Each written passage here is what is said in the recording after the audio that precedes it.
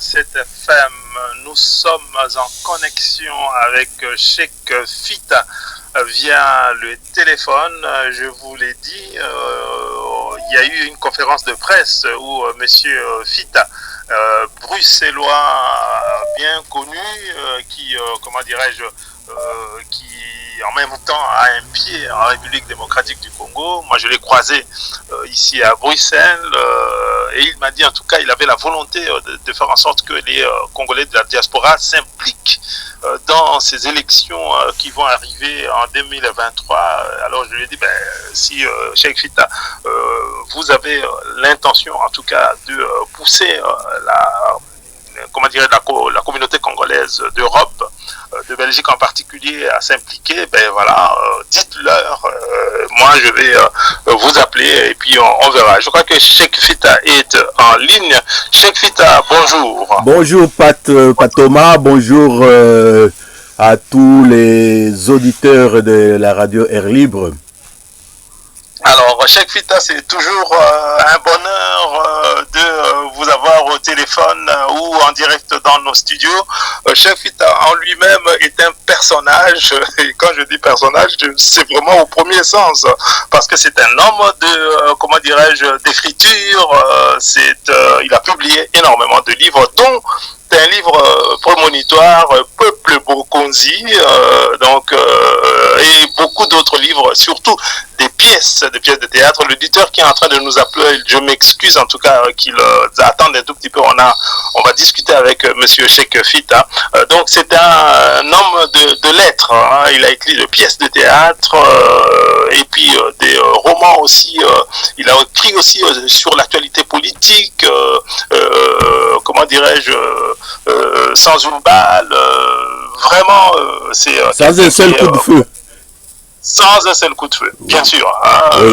C'est le sens qui est important. Oui, un gros livre, un énorme livre que Cheikh Fita a donc écrit sur la situation politique de la transition entre l'ancien mandat et le mandat actuel de Félix Tshisekedi. Il n'y a pas eu un seul coup de feu et pour Cheikh Fita, c'est un élément important. Alors, Cheikh Fita, bonjour. Donc, pour nos auditeurs, je viens de présenter Cheikh Fita comme un homme de lettres et là, vous venez de passer un cap parce que vous avez fait une conférence de presse annonçant que vous allez être candidat à Kinshasa dans les élections qui vont se présenter ici au mois de décembre de cette année. Qu'est-ce qui a fait que vous basculiez des lettres, du journalisme vers l'application de la politique concrète? Bien, merci beaucoup pour l'intérêt que vous m'accordez. D'abord, une petite précision, je n'ai pas tellement basculé parce que en 92, j'avais été invité de la conférence nationale souveraine. Après, quand il y a eu le parlement de transition, j'ai été élu. Donc, j'ai été parlementaire au Congo durant 5 ans. Donc, je connais la politique, je l'ai déjà pratiquée effectivement. Et donc, pour revenir à la question du moment, en fait, si j'ai décidé d'être candidat, et il faut que je précise à quel niveau. Parce que quand j'avais annoncé ça dans mon magazine, tout le monde s'est exclamé. Quel niveau? Je dis, bon, je vous le dirai à temps opportun. Les gens, parce que les gens, quand on parle d'élection, ils voient la présidence et la députation. Moi, je leur ai dit, non, moi, je vais à un endroit où le citoyen a besoin du politique, c'est le niveau communal. Le niveau communal, donc... comme vous le savez, ici il y a des communes. Les communes qui sont ici, ça c'est important de le dire.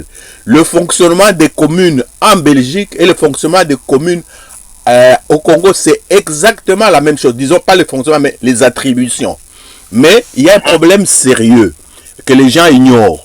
La dernière fois qu'il a été organisé des élections communales au Congo, c'était en 1980 sous Mobutu, sous le parti unique. Et c'était approximatif, mais reconnaissons qu'il y avait eu lieu. Mais ce que les gens oublient, c'est que les vraies élections communales, démocratiques et pluralistes avaient eu lieu en 1959. Les gens se souviennent de Kassavou qui fut bourgmestre. Eh bien, c'était ces élections-là. Et de telles élections n'ont plus jamais eu lieu dans notre pays. Et donc, moi, j'ai trouvé que c'était un moment important et qu'on était trop distrait sur la présidence et les élections donc, législatives. Et le deuxième élément pour lequel j'ai pensé participer, c'est le fait que quand il y a eu les accords de Sun City, on avait fait un chronogramme pour les élections. On devait commencer par le référendum. Après, on devait faire les élections communales, puis provinciales, et puis les législatives nationales et présidentielles. C'était le chronogramme. On est remonté de la commune vers la présidence. Voilà, ça c'était le chronogramme sur lequel s'étaient accordés les politiciens à Sun City. Mais dans la praxis politique, quand ils sont rentrés à Kinshasa, ils ont tout chamboulé.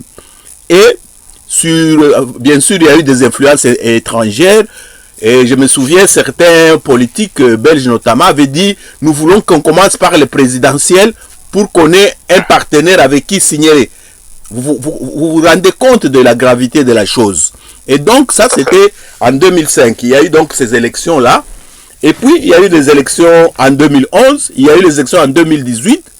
Souvenez-vous, durant ces 3 cycles, il n'y a pas eu des élections communales. Mais est-ce que vous pouvez imaginer un pays où le bourgmestre qui est un élu ne soit pas un élu? Comment ça peut être géré? Donc, et un dernier élément important que je dois ajouter, c'est que quand je dis que j'ai été parlementaire, j'étais dans la commission juridique du Haut Conseil de la République. Parmi les grands débats qu'il y avait eu à l'époque, on avait dit Mobutu a concentré trop de pouvoir entre ses mains. Il faut essayer de les répartir à différents niveaux. C'est ainsi que on a pris certaines attributions, on a mis au niveau au niveau provincial, au niveau communal. Donc, on a renforcé vraiment ces niveaux de pouvoir. Donc, quand on parle du pouvoir au Congo, les gens ne voient que Fachi. Non, le pouvoir a plusieurs niveaux. Et le niveau le plus important, comme ici en Belgique, c'est le niveau communal. Vous savez que 90% des problèmes du citoyen sont résolus au niveau donc de la commune. Et vous allez voir, si les élections communales se passent bien, même les gens qui se précipitent pour être députés, je ne dirais pas qu'ils vont s'ennuyer, mais ils verront que le travail des députés, c'est pas ce qu'ils pensent, aller offrir des gadgets ou inaugurer un petit pont. Ce n'est pas ça. Ça, c'est le travail à la base. Donc voilà un peu, pour ne pas être trop long comme ça, je te laisse me poser les questions. Oui. Alors, Cheikh Fit, le travail à la base, c'est au niveau communal qui fait vraiment le travail pour les citoyens, mais nous savons aussi très clairement qu'au niveau communal, les moyens manquent, mais alors, depuis toujours en République démocratique du Congo, les bourgmestres doivent attendre des moyens qui viendraient d'ici ou de là, c'est-à-dire que l'autorité, comment dirais-je, n'a pas prévu, n'exécute pas les transferts de certains moyens vers les communes, et la possibilité des communes de créer des taxes communales, ainsi de suite. En tout cas, en République démocratique du Congo, celui qui est en haut s'arrange pour que tout passe par lui et que le niveau le plus bas soit toujours demandeur des moyens. Est-ce que vous pensez vraiment que à ce niveau-là, il y a moyen de révolutionner certaines choses? Ça veut dire, quelque part, qu'il faut aussi avoir une certaine mainmise vers le législatif pour que la loi s'adapte et donner aux communes les moyens d'agir par des moyens propres. Oui, votre question est juste, mais en fait, vous posez cette question dans un contexte où il n'y a pas de bourgmestre élu.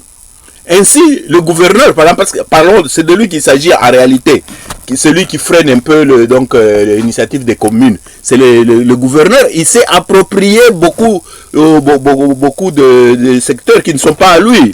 La loi est claire, la constitution est claire, et il y a une loi organique qui réglemente tout ça. J'ai d'ailleurs la loi organique devant moi ici. Et vous verrez qu'il y a une vingtaine d'actions que la commune doit faire. Et la commune est à mesure d'élever certaines taxes, etc. La loi existe. Le vrai problème, c'est que on n'applique pas la loi. J'irai même plus loin. Je vais dire que on vit, donc on gère le pays en dehors de la loi. Même les bourgmestres actuels, parlons-en. En quoi ils sont bourgmestres? Au nom de quoi on peut nommer un bourgmestre d'en haut? Non, un bourgmestre c'est un élu. Il est élu par les conseils communaux. Et bien le 20 décembre, il y aura élection des conseils communaux. C'est pour ça que j'ai pris cette initiative de faire comprendre à nos amis de la diaspora. Nous avons un vécu extraordinaire ici en Europe, en Occident. Donc nous savons ce que c'est une commune. Nous voyons comment ça fonctionne. Quand tu rentres au pays, tu parles de la commune, ils ne comprennent rien. Parce que pour comprendre, il faut avoir vécu, il faut avoir vu. Ils n'ont jamais vu ça. Et donc, pour que les élections locales aient donc, un impact positif sur le pays, il est vraiment indiqué que les Congolais de la diaspora s'impliquent aussi, deviennent aussi des candidats comme conseillers communaux. Et vous verrez que les gens, ils vont apprendre, nous allons leur apprendre. Notre vécu ici, c'est une expertise très, très importante pour le pays. Voilà. Cheikh Fita, on connaît quand même quelques bourgmestres à Kinshasa qui sont des gens de la diaspora. Sauf erreur de ma part, le bourgmestre de Bandal vient de France. Donc c'est quelqu'un qui a vécu en France, qu'on connaît même ici en Belgique. Moi je le connais personnellement. Est-ce que cette expérience de ceux qui viennent de la diaspora et qui sont arrivés à comment dirais-je, à avoir ce poste-là de bourgmestre, même s'ils ne sont pas passés véritablement par des vraies élections, comme vous le dites, est-ce qu'ils ont apporté quelque chose, comment dirais-je, sur place à Kinshasa? Moi, cette question-là, je ne répondrai pas. Pourquoi? Parce qu'ils sont bourgmestres dans un mauvais système. Tout simplement. C'est des bourgmestres qui n'ont pas de compte à rendre à l'électeur. Ils ont été nommés. Donc, malgré leur bonne foi, ils sont limités. Tandis que quand on est élu, on a des comptes à rendre à l'électeur. Le matin, on sait que par exemple, le courant est parti. Les gens du quartier vont venir chez le bourgmestre frapper à la porte. Et le bourgmestre sera bien obligé. Tandis que s'il a été nommé, bon, il n'a pas cette pression-là. Et donc, malgré sa bonne volonté, il ne pourra pas donc résoudre le problème convenablement. Tandis que si, quand on est un élu, la loi de parallélisme de forme, il sera obligé. Et donc, c'est ça que j'ai dit que même ceux qui sont déjà bourgmestres, s'ils ont exercé, tant mieux. Mais ils étaient dans un mauvais contexte politique. Mais le meilleur contexte, c'est celui qui est en train d'arriver, où le citoyen, le voisin d'en face, le voisin de l'autre bout de la rue, va vous donner sa voix. Il dit, ben, on appelle sur voix nanga. Vous voyez la différence. Donc voilà. On espère bien que cela pourra se passer ainsi parce que l'expérience d'en haut n'indique pas ça. C'est-à-dire que les députés nationaux, par exemple, qui ont été, bon, on peut le dire, ils ont été élus, mais leur pratique laisse absolument à désirer. C'est-à-dire qu'on n'a pas vu la population qui les a élus faire pression sur eux pour qu'ils se comportent correctement, pour qu'ils transposent leurs desiderata dans les débats, comment dire, dans l'hémicycle. On n'a pas vu ça. Donc il y a un problème, et là vous avez certainement raison, d'éducation de la masse qui ne comprend pas très bien comment est-ce que le système fonctionne. Et même si les élections que vous attendez, si ça se passait bien, il y a encore un niveau de compréhension, parce que pour beaucoup de nos concitoyens, Mokonzi, c'est celui qui est en haut et pas spécialement celui qui est devant vous, là, à la commune. Et ils espèrent que Mokonzi Alikolonde, prenez l'exemple maintenant, là, quand un pont, même un petit pont au niveau de la commune s'écoule, on dit comment dire, voilà. Ça veut dire qu'il y a un vrai problème de savoir à qui doit-on s'adresser lorsqu'il y a un problème qui est posé. Oui, Pat, tu sais, tu as bien fait de rappeler mon ouvrage Peuple Mokonzi du Tu. En fait, c'est une thématique sur laquelle je travaille depuis près de 30 ans. Dans ce livre-là, je montre que quand on dit Mokonzi, c'est pas celui qui est au-dessus. Mokonzi, c'est le chef. Même quand vous posez la question, le type qui dit Mokonzi, mais c'est lui le Mokonzi, justement. Et donc, il y a un problème qui est là, en fait, c'est l'éducation. Même quand j'en parle autour de moi, même ceux qui sont en politique, quand tu leur as même des partis politiques, quand je leur parle de ça, ils sont surpris. Ça veut dire c'est une matière qu'on a mis vraiment donc, à l'oubliette depuis des décennies. De telle sorte que le vécu quotidien actuel, on croit que c'est ça les normes. Mais non, on est dans l'illégalité la plus totale depuis une trentaine d'années. Et revenons au texte, revenons à la Constitution, revenons à la loi électorale, revenons donc à la loi organique organisant donc les communes, les mairies. Vous allez lire, c'est écrit noir sur blanc. Comme disait le feu Etienne Tshisekedi, nous devons recourir au texte. Que disent les textes? Les textes ne disent pas ce qui est pratiqué. Ce qui est pratiqué est hors texte. Donc, mais bien sûr, il faut éduquer, il faut informer les gens. Et merci de m'avoir rappelé parce que vous avez eu le bon réflexe des journalistes. Vous avez eu une information qui apparemment ne circule pas dans la communauté. Bon, l'information est là. Vous êtes le premier déjà à le faire. Moi, j'avais fait ma conférence de presse. Certains journalistes sont venus. Eh bien, on doit continuer. Mais surtout, moi, j'ai dit à nos amis de la diaspora, la vraie politique se fait au niveau de la base. J'ai donné un exemple simple. Ici en Belgique, l'homme politique le plus puissant, c'est qui? C'est Badewever. Il est quoi? Il est bourgmestre. Quel est le hasard qui fait qu'un bourgmestre belge soit puissant et pas un bourgmestre congolais? Et pourtant, ce sont exactement les mêmes textes. Donc, jetons-nous à l'eau, réapproprions-nous nos textes. Et je pense que ça peut donc faire bouger les lignes. Et j'insiste sur un élément que j'ai donné tout à l'heure. C'est-à-dire, moi, personnellement, j'étais dans la commission juridique à la conférence nationale souveraine. Nous, on avait la constitution de Mobutu qu'on était en train de charcuter. Il fallait faire une nouvelle constitution. Nous avions fait ce qu'on avait appelé l'acte constitutionnel de transition. Mais en siégeant, nous avions élaboré le projet de la constitution de la Troisième République. La constitution actuelle vient de là. Et là, on avait décidé vraiment de diminuer le pouvoir du président. Vous savez, les pouvoirs que Mobutu avait, on les a diminués dans les textes, mais dans la pratique, ils sont restés. Joseph Kabila avait ses pouvoirs, Tshisekedi a aussi ces pouvoirs-là. Mais en réalité, par rapport au texte, ça devrait être diminué d'une façon considérable. Et heureusement que vous le dites, cher Cheikh Fita, parce que effectivement, dans toute la territoriale congolaise, les nominations ont été faites par Félix Tshisekedi. Partout, les gens étaient nommés. Les nominations, c'est chaque jour. Hein. Oui. Et donc, vous dites justement que le contexte est mauvais, mais le pouvoir aujourd'hui est en train de, comment dirais-je, de ne pas améliorer les choses avec ces nominations-là. Et ce sont ces gens-là qui vont organiser finalement, administrativement, les choses, jusqu'à ce qu'on arrive aux élections de décembre de cette année. Est-ce qu'on peut, dans ces contextes-là, considérer que les choses vont bien se passer en 2023, au mois de décembre? Vous savez, toute liberté, tout droit se gagne.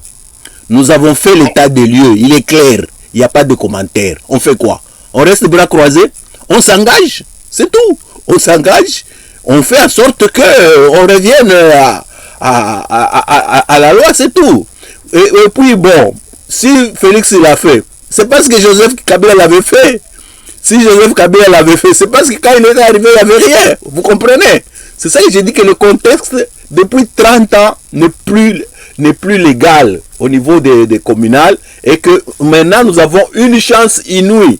Si les gens ne veulent pas s'impliquer, c'est pas grave. On va attendre encore 5 ans. Les élections ne viennent qu'après 5 ans. Donc voilà pourquoi il est urgent qu'on se mobilise, qu'on s'implique. Et c'est tout à l'honneur de nous, les gens de la diaspora, parce qu'entre parenthèses, on dit de la diaspora, enfin, diaspori ou diasa, cela est dû au fait que nous allons en ordre dispersé.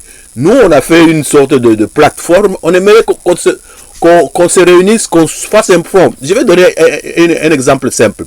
À supposer que les gens de la diaspora gagnent 100 communes sur plus ou moins 300 qu'il y a. Bon, les communes urbaines, il y en a 130 et quelques, les communes rurales, 150 et plus. Mais si, mettons Kinshasa seulement, où il y a 24 communes, s'il y a 10 communes qui sont dirigées par des gens qui ont le vécu des communes, vous savez que les choses vont changer très très vite. Très très vite. Parce que, bon, ici en Belgique, vous vous souvenez, la banque d'Exia, vous connaissez son histoire. C'est une banque communale, tout bêtement. Même dans les attributions des communes chez nous au pays. C'est prévu tout ça dans les textes.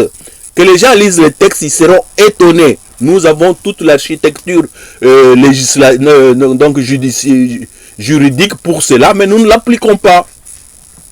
Chef Fita, il y a l'expérience du bourgmestre de Kalamou qui était venu ici en Belgique. Nous avons assisté à une réunion communale de la commune d'Ixelles où lui a été invité, il était là-dedans. Poulos est dans les studios aussi avec moi. On était étonné de voir un bourgmestre qui ne comprenait pas comment fonctionne la commune, qui s'étonnait de remarquer que en réalité la commune est dirigée vraiment par le secrétaire communal. C'est-à-dire qu'il y a une administration derrière le bourgmestre qui fait tout le travail. Le bourgmestre donne peut-être la ligne à suivre, vient donner son onction, pour parler comme un Congolais, de ce qui est en train de se faire et qui porte politiquement la chose. Mais le travail vraiment à l'intérieur de la commune, celui qui est le chef d'orchestre, c'est le secrétaire communal, c'est-à-dire le responsable de l'administration communale. Or, en RDC, l'administration est par terre. Comment se fera comment dirais-je, ces relèvements, comment se mettre debout au niveau communal alors que le travail à la base, à l'intérieur même de la commune, est un travail de temps, cher Fita. En tout cas, je reviens toujours à la même chose. On se réfère au texte. Que disent les textes? Les textes disent exactement ce que vous venez de dire, ce qui s'est fait ici. Ce qui s'est fait ici en Belgique se trouve dans les textes congolais. Parce que dès qu'on a fait l'élection du conseil communal, quelle est sa première chose? Il fait son règlement d'ordre intérieur. Et puis, il fait son règlement d'ordre intérieur, il vote. Parce que le bourgmestre et les bourgmestres adjoints seront élus par le conseil communal. Et puis, il vote aussi, il y a deux chefs. Donc, tout y est. Et il y a toute la petite administration, il y a la petite police, tout est dans les textes. Qu'on ne rabatte pas les oreilles comme quoi le Congo, je sais pas quoi. Les textes sont là. Ayons le courage de les regarder, de les appliquer, ça ira très vite. C'est le seul appel que je peux lancer aux gens. Donc, qui ne prennent pas le Congo comme un pays à part. Le Congo, c'est un pays à part entière. Donc, malheureusement, dans la praxis, on a oublié. Et la mauvaise praxis s'est installée comme étant donc la nouvelle loi. Et ça, c'est pas bon. Et nous avons le devoir d'échanger cela avec les prochaines élections communales qui viennent. En tout cas, Cheikh Fita, vous qui êtes ici, de la Belgique, donc, et où se passent des élections plus ou moins normalement au niveau communal, mais malgré cette, comment dirais-je, ces pratiques qui sont usuelles ici en Belgique, chaque fois que de nouveaux, comment dirais-je, conseillers communaux sont nommés et de bourgmestres, il y a une petite formation. C'est Gisèle Mandaïla qui nous en parle régulièrement. Il y a une formation qui est donnée justement aux conseillers communaux et aux nouveaux bourgmestres pour qu'eux-mêmes comprennent déjà comment fonctionne l'administration locale au niveau communal.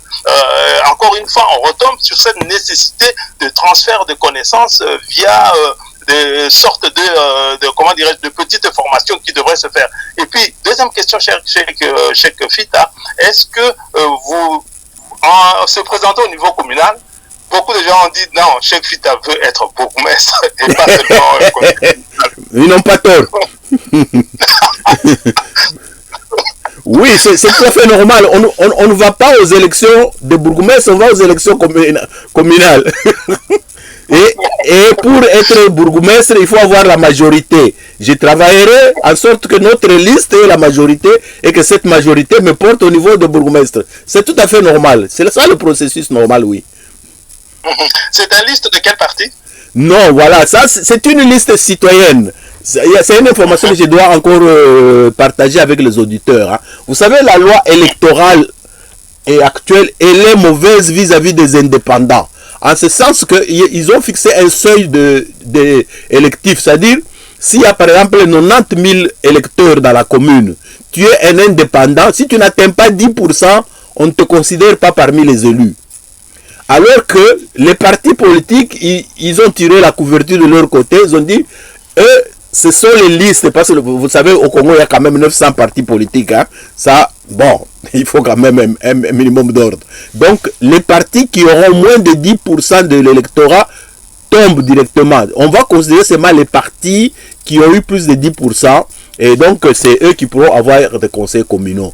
Alors, nous, c'est pour ça qu'on fait cette plateforme. On s'est dit, nous allons faire une plateforme citoyenne. Nous faisons notre liste, mais malheureusement, pour contourner cette mauvaise loi, on sera obligé de faire une alliance ponctuelle et thématique avec n'importe quel parti politique. C'est-à-dire, vous voyez les matières de la commune, c'est différent des matières de législatives et de la présidentielle. La politique politicienne, ça ne nous intéresse pas. Nous avons déjà notre cahier de charges qui sont les 23 points du travail de la commune. Nous disons, sur ces points bien précis, nous sommes alliés à vous, point final. Tout le reste, politique politicienne, ça ne nous intéresse pas. Ça, ce sera la seule possibilité de contourner un peu la loi, quitte à ce que, une fois arrivé au pouvoir, on se batte pour que cette loi soit amendée. Parce qu'il n'est pas normal que dans un pays, on puisse préjudicier les indépendants, la société civile, au profit des partis politiques qui font vraiment de la politique politicienne. Parce que si c'est eux, dès qu'ils ont tout, ils vont mettre tous leurs frères, les cousins, tout ça, ils remplissent un peu de tout. Alors que nous verrons avec l'expertise, avec des gens qui ont une certaine déontologie, des gens qui ont un certain idéal. Voilà. Bonjour, Cheikh Fita, c'est Abel au téléphone. Salut Abel. Voilà. Oui, salut. Je voulais te poser une question. Oui. Pensez-vous, dans la plateforme, je veux dire, que quelques personnes suffiraient à changer la donne face à une multitude de personnes qui ne sont pas épris des mêmes idéaux politiques que vous? Vous savez, on a le choix entre commencer et ne pas commencer. Moi, je pensais qu'il faut commencer. Et donc, là, vous êtes en train de contribuer à ça. C'est-à-dire, nous avons semé la graine. Il faut que les gens s'impliquent, qu'on soit de plus en plus nombreux. Regardez, on est des milliers, des centaines de milliers de Congolais de la diaspora. On est au bord de la rue, en train de dire, ah, tozo talandenga mokilizo tamboula. Mais non, il faut tout tambousa mokili. C'est pas ça de ma question. Je me dis simplement qu'il faut prendre ça en compte parce que tout à l'heure, vous disiez que la loi étant défavorable aux indépendants, oui, vous allez vous organiser après le vote pour vous allier à... Non, pas après. Avant. Parce que sinon on sera balayé. Parce que si on va chacun pour soi, on est balayé. Actuellement, chaque membre, il va... Oui, vas-y. C'était ça l'objet de ma question. Oui. C'est que vous pouvez dire, à l'état actuel, vous serez balayé. Oui. C'était ça, quelles sont les précautions, les garanties que vous pouvez avoir. Il faut agir, je suis partisan de l'action. Il faut agir. Mais agir avec qui? En tout cas, tout Congolais qui est de la diaspora, qui voudrait être candidat, peut nous rejoindre. C'est ouvert. Nous avons, bon, ça c'est une émission radio, nous avons fait déjà une charte. Celui qui vient nous rejoindre, on lui donne la charte, il lit. Si ça lui plaît, il adhère. Donc voilà. C'est ouvert. Parce que l'objectif final nous transcende. L'objectif final est noble et il est grand pour non seulement nous-mêmes, pour le pays entier. Comme je dis, on a le choix entre faire et ne pas faire. Nous avons choisi, nous avons pris le choix d'agir. Agissons et chaque jour, essayons de convaincre les gens, de faire comprendre aux gens qu'on soit le plus nombreux possible. J'ai dit tout à l'heure, là, il y a 24 communes à Kinshasa. Est-ce que vraiment, il n'y a pas de gens venant de toutes ces communes-là, ici dans la diaspora, mais qui s'expriment, qu'ils viennent nous rejoindre? Et avec, nous allons faire alliance avec nos amis, nos jeunes, les femmes, les handicapés au pays, de telle sorte que la liste soit consistante. Donc nous sommes en période préélectorale. On a commencé déjà à enregistrer les candidatures depuis le 3, ça ira jusqu'au 23. C'est dans cette période-ci qu'il faut faire ça, pas plus tard. Cheikh Fita, aujourd'hui on sait qu'il y a énormément de personnes issues de la diaspora congolaise qui sont autour du pouvoir. Est-ce que ces gens-là suivant votre réflexion, pourquoi ces gens-là aujourd'hui n'impriment pas cette marque, cette richesse, cette expérience qu'ils ont vue, qu'ils ont vécue ici en Europe? Vous savez, ma petite expérience me dit ceci. On ne rend compte qu'à celui qui vous a nommé. Si vous avez été nommé d'en haut, vous rendez compte en haut. Mais si vous avez été élu, vous rendez compte en bas. C'est ça qui fait que, bon, ils pensent qu'ils n'ont pas de compte à rendre, hein, tout simplement. Mais s'ils étaient passés par les élections, ils allaient se comporter autrement. Les élections ont déjà eu lieu, hein, de nombreux députés ont été élus, mais on ne voit pas ces changements, notamment modifier les règles de la Constitution ou d'autres lois électorales telles que vous venez de le dire tout à l'heure, les indépendants sont défavorisés. Non, je dis ceci. Ça, c'est ce qui est déjà arrivé. Mais maintenant, nous avons d'autres élections. Nous avons les élections locales vont permettre à de nouvelles personnes de monter. Ceux qui sont arrivés autour de Fachi, parce que Fachi les a nommés, eux, bon, ils ont des comptes à rendre à qui? Ils n'ont pas de compte à rendre aux citoyens. Mais Bati appelle Libayat, qui viennent auprès de l'électeur. C'est tout. C'est tout ce que moi je vais leur demander. Et vous allez voir ce qui va se passer. Cheikh Fita, je me rends quand même compte que ce que vous êtes en train de faire, d'autres aussi sont en train de le faire. J'ai été à Paris il y a quelques jours. J'ai croisé une femme congolaise, une jeune femme congolaise, qui me dit, ben moi je serai candidat au niveau provincial. Je cherche des soutiens. Je cherche en tout cas à voir avec qui coaliser, comment faire. Mais en tout cas, je suis décidé à être candidat lors des prochaines élections. En tout cas, il y a comme un foisonnement comme ça, des gens qui ont cette envie-là, mais il manque peut-être quelque chose. Ce sont des éléments que vous possédez, hein, c'est-à-dire vous avez été déjà dans le cénacle politique en RDC, mais la plupart de ces gens-là qui ont envie de le faire ne savent pas sur quoi s'appuyer. Quels sont les éléments de base que vous pouvez donner? Est-ce qu'il y aura par exemple pas conférence de presse, mais une réunion, des rencontres où des gens qui ont envie de le faire pourraient passer, discuter et échanger autour de ces possibilités d'être candidat là-bas? Est-ce qu'il faut avoir une adresse là où on veut se présenter, ainsi de suite, des cas concrets comme ça, Cheikh Fita? Oui, de toute façon, moi personnellement, je suis ouvert. Vous pourrez donner mon numéro à qui veut. Ils peuvent passer par votre numéro. C'est un combat commun. Vous savez, regardez dans la jungle, hein, quand il y a un lion et 1000 antilopes, le lion reste loin. Il suffit qu'une antilope reste seule, on la bouffe. C'est ça notre malheur.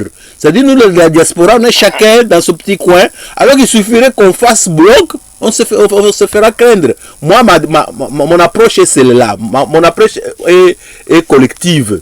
Soyons le plus nombreux possible. Parce que le cadre est bien dressé. Il n'y a pas de secret dans ce que nous voulons faire.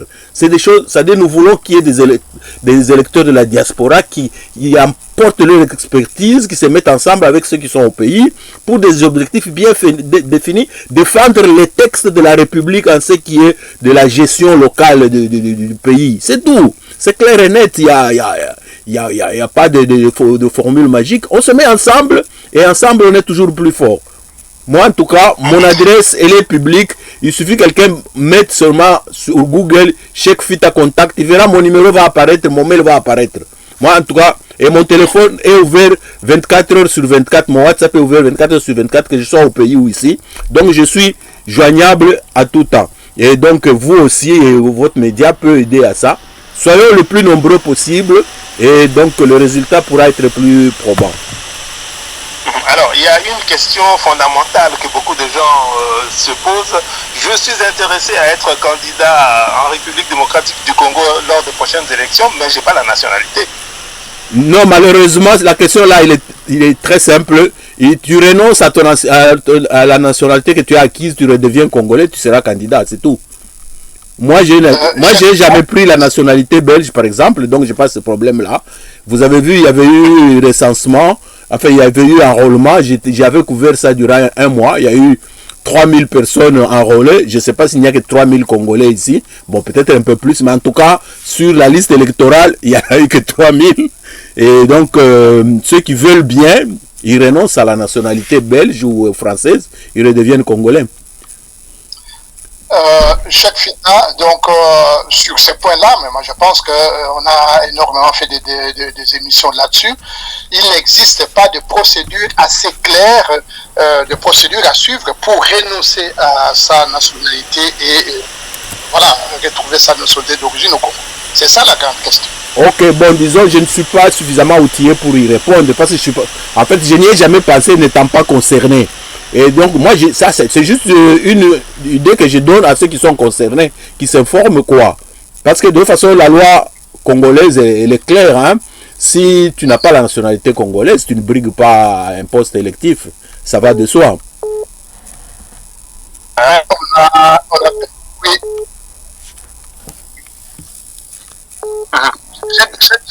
On va couper et reprendre d'ici quelques minutes le temps de rétablir une bonne connexion. Ok, pas de problème. Donc nous sommes avec...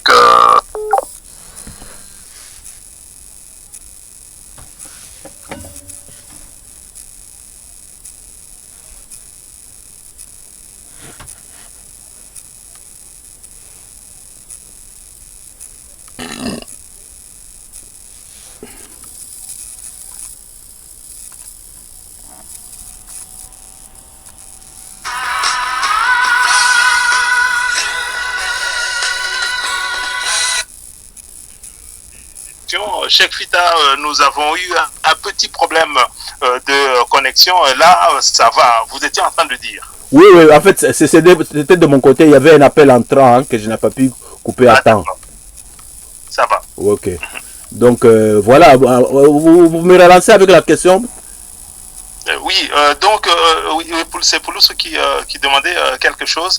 Dans tous les cas, comment dirais-je, on se rend compte qu'il y a cette nécessité de, non seulement vous l'avez dit aussi, hein, de formation des gens pour qu'ils comprennent, et puis vous avez beaucoup répété le fait de, soit on se met à côté de la rue, soit on se jette dans l'eau, parce que ceux qui sont là font peut-être des erreurs, des fautes, ainsi de suite, soit on les laisse faire, soit on se dit on va se battre, ne serait-ce que pour la diaspora à qui il y a énormément, effectivement, en Cheikh Fita, beaucoup de questions que des jeunes d'ici et des parents d'ici se posent. Comment est-ce qu'on accueille nos enfants quand ils rentrent, ainsi de suite. Il y a effectivement du travail de représentation de la diaspora au Congo qui est nécessaire. Est-ce que ça fait aussi partie de vos plans?